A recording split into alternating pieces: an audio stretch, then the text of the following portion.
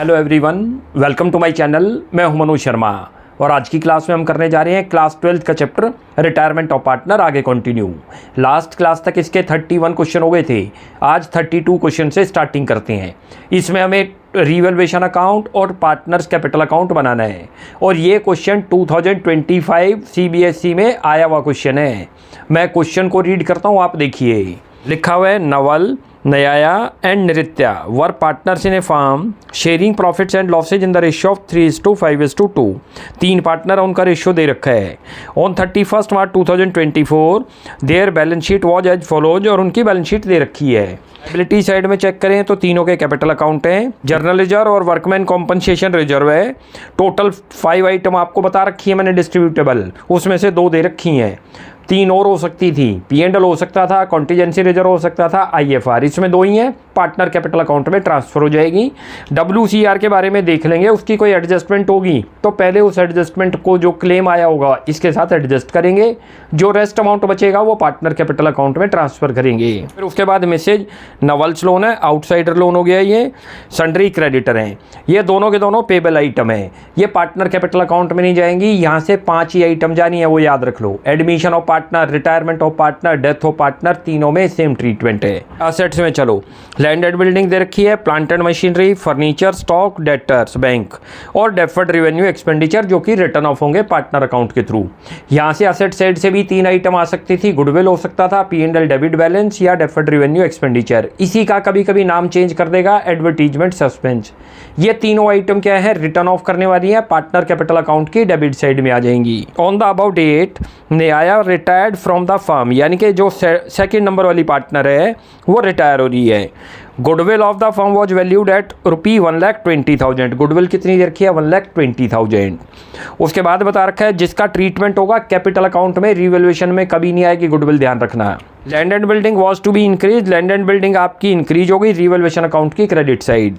उसके बाद plant and machinery है, वो डिक्रीज हो गया 10%, तो 10% ऑफ प्लांट एंड मशीनरी करोगे 20,000 बनेगा, वो रिवैल्यूएशन की debit side. All debtor were good, यानी कि डेटर के ऊपर हमने जो प्रोविजन बनाया था, प्रोविजन फॉर डाउटफुल डेट 5,000, उसकी अब रिक्वायरमेंट नहीं है। हमें डाउट था कि वो पे नहीं करेंगे, लेकिन अब इन्फॉर्मेशन आ गई कि वो भी पे करेंगे, तो फर्म के लिए एक तरीके से गेन है, क्रेडिट साइड आ जाएगा रिवैल्यूएशन की।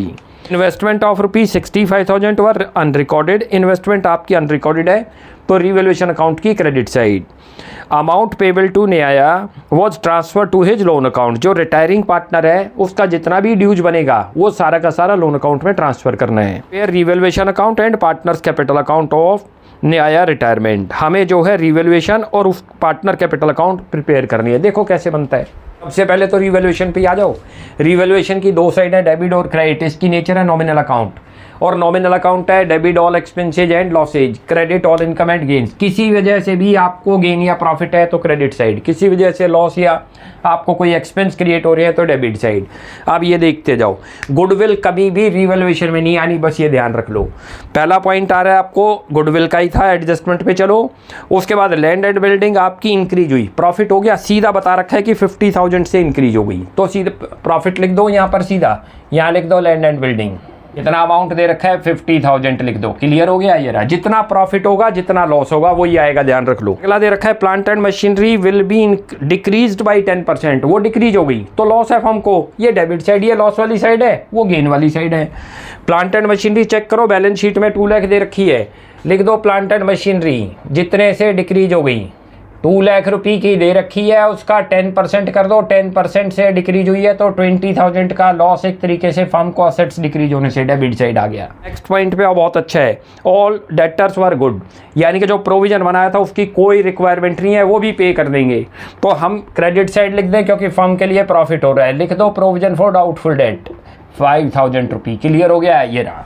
नेक्स्ट चलो, इन्वेस्टमेंट का आ रहा है 65,000 वर अनरिकॉर्डेड, इन्वेस्टमेंट आपकी रिकॉर्ड में ही नहीं है, असेट्स इंक्रीज हो गई, प्रॉफिट है एक तरीके से, क्रेडिट साइड लिखो या लिखो भाई इन्वेस्टमेंट कितना है 65,000, लिख दो 65,000। उसके बाद आगे चलो, liability for workman compensation at 30,000। इसमें कई बार हम मिस्टेक करते हैं कि इसको यहाँ ले नहीं करेंगे। यहाँ ये तभी आएगा जब आपके पास यदि वर्कमैन कॉम्पनसेशन रिजर्व जो है बैलेंस शीट में ना हो, या आपके पास जो है वर्कमैन कॉम्पनसेशन तो था लेकिन क्लेम ज़्यादा का आ जाए, तब आएगा, वैसे नहीं आएगा। देखो 50,000 का रिजर्व बना रखा है, यानी कि 50,000 तो हमने बना ही रखे हैं कि कॉम्पनसेशन आएगा तो इस फंड में से पे कर देंगे। क्लेम कितने का आ रहा है 30, तो इसमें बिल्कुल भी नहीं आएगा। जब पार्टनर को ये जो आपको WCR डिस्ट्रीब्यूट करना था वो 20,000 कर देंगे, तो इसका रिवैल्यूएशन से लिंक नहीं है। अगला पॉइंट आ रहा है अमाउंट पेबल टू न्याया ट्रांसफर टू इज लोन, ये भी रिवैल्यूएशन में नहीं आना। अब रिवैल्यूएशन को क्लोज करो, चेक करते हो तो उधर का साइड बड़ी बन रही है प्रॉफिट की, देखो उधर बन गया 1,20,000, लिख दो 1,20,000 ये रहा, और ये इधर 20 था तो टोटल प्रॉफिट आपका आ गया 1 लाख रुपये, वो लिख दो ये रहा, यहाँ 1 लाख रुपये का प्रॉफिट आ गया। और यहाँ लिख दो प्रॉफिट ट्रांसफ़र टू, किस किस को ट्रांसफ़र होगा नोट करो। पार्टनर दे रखे हैं, एक तो दे रखा है नवल्स कैपिटल, लिखो कैपिटल, उसके बाद न्याया कैपिटल, उसके बाद जो है नृत्या। चलो जी, कौन सी रेशियो के अंदर करेंगे, प्रॉफिट शेयरिंग रेशियो में, नोट कर लेना इनकी ओल्ड प्रॉफिट शेयरिंग रेशियो में।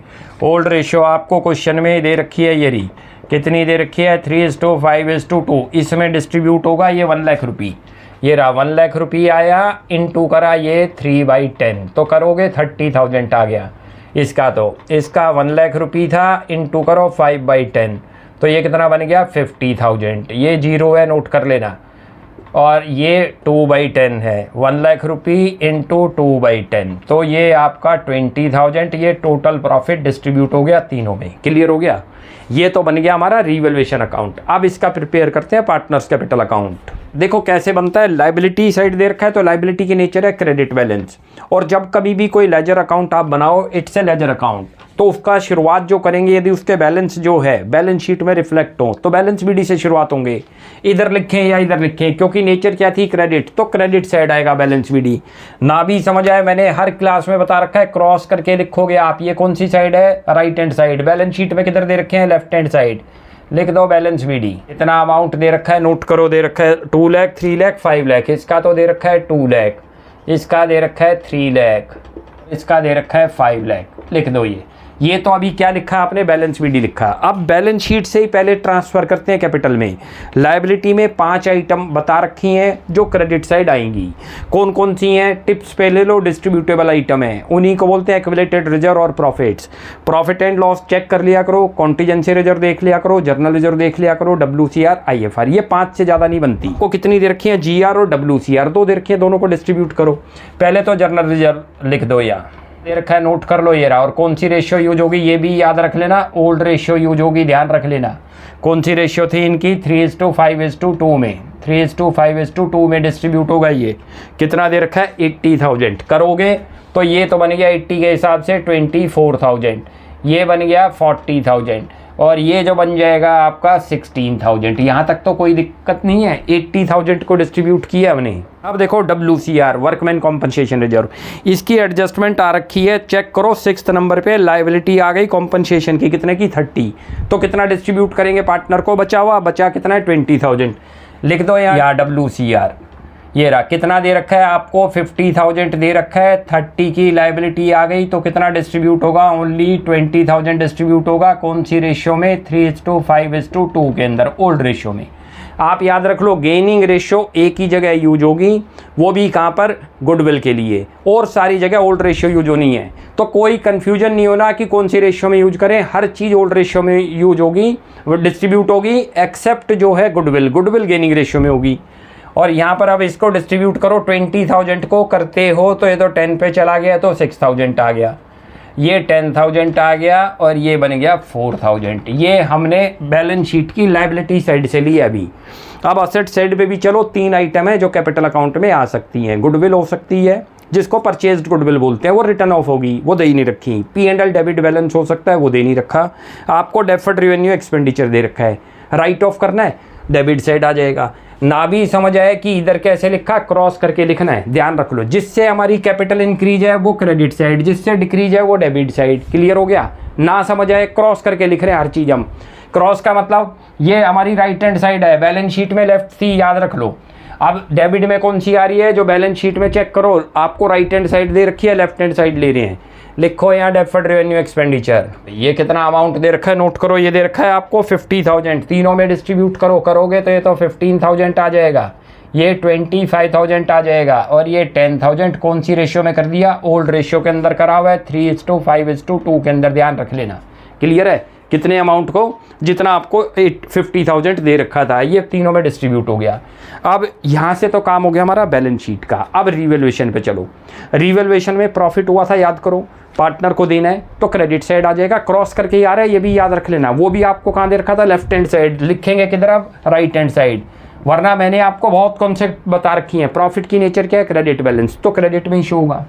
ये रिवैल्यूएशन प्रॉफिट, अभी हमने रिवैल्यूएशन अकाउंट बनाया था, नोट कर लो, वहाँ से प्रॉफिट निकला था, कितना कितना निकला था, इसका था 30,000, ध्यान से देख लो, ये 50,000 था और ये 20,000 था। हर चीज़ जो भी मैं डिस्ट्रीब्यूट या राइट ऑफ कर रहा हूँ ओल्ड रेशियो में है। अब गुडविल का पॉइंट आएगा, नोट करना। पहला पॉइंट आ रहा है गुडविल का, देखो 1,20,000, और ये फर्म की गुडविल है। यहाँ रिटायरिंग पार्टनर का शेयर निकाल लेंगे, यानी कि न्याया का शेयर निकाल लेंगे।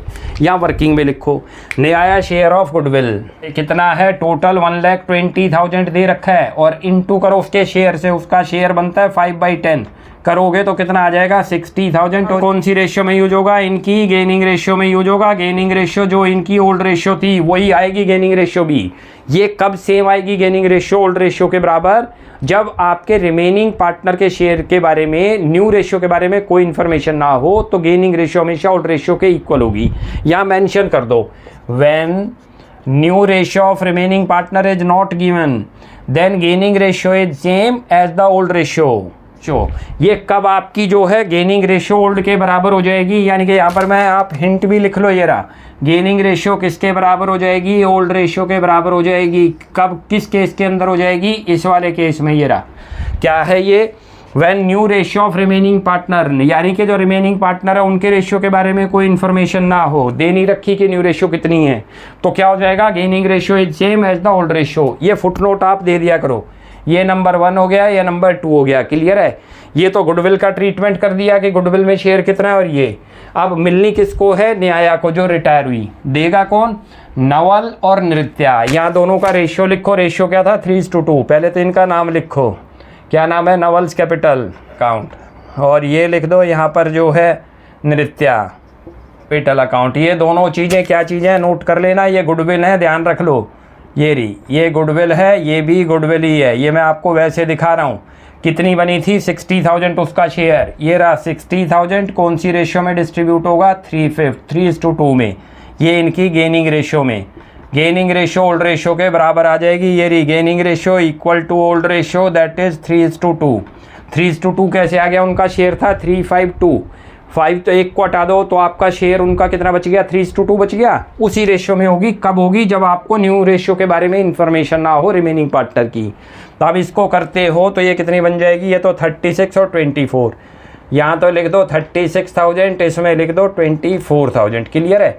और रिटायरमेंट में ये याद रख लो, गुडविल दोनों साइड पुट होगी। जैसे एडमिशन में तो हम एक ही साइड लिखते थे, याद करो, बाई प्रीमियम फॉर गुडविल लिखते थे यदि वो कैश ला रहा है तो नया पार्टनर, या लिखते थे नए पार्टनर का करंट अकाउंट यदि वो कैश में नहीं ला रहा। लेकिन रिटायरमेंट में गुडविल जो रिटायरिंग पार्टनर है उसके तो क्रेडिट में आएगी, और जो रिमेनिंग पार्टनर बच गए उनके डेबिट साइड आएगी। ये रहा, एक में 36,000 है और इसकी 24,000, तो दोनों साइड शो हो गई ना, देख रहे हो।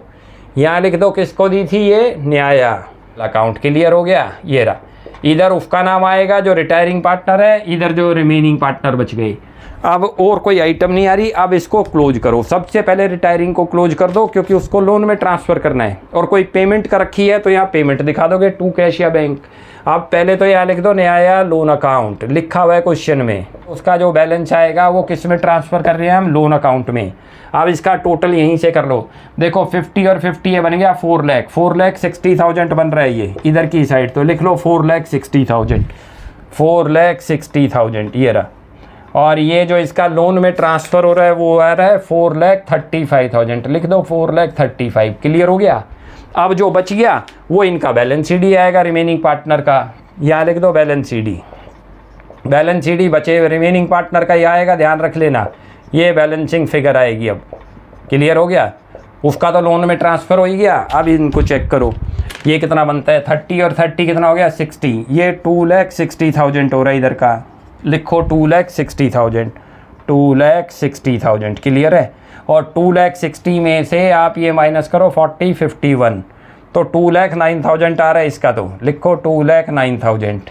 ऐसे ही अब नृत्या का करो, उसका कितना बनता है, ये भी 20 और 20 40, 5,40,000 हो रहा है इधर का टोटल, लिख लो 540, ये रहा 5,40,000 ये।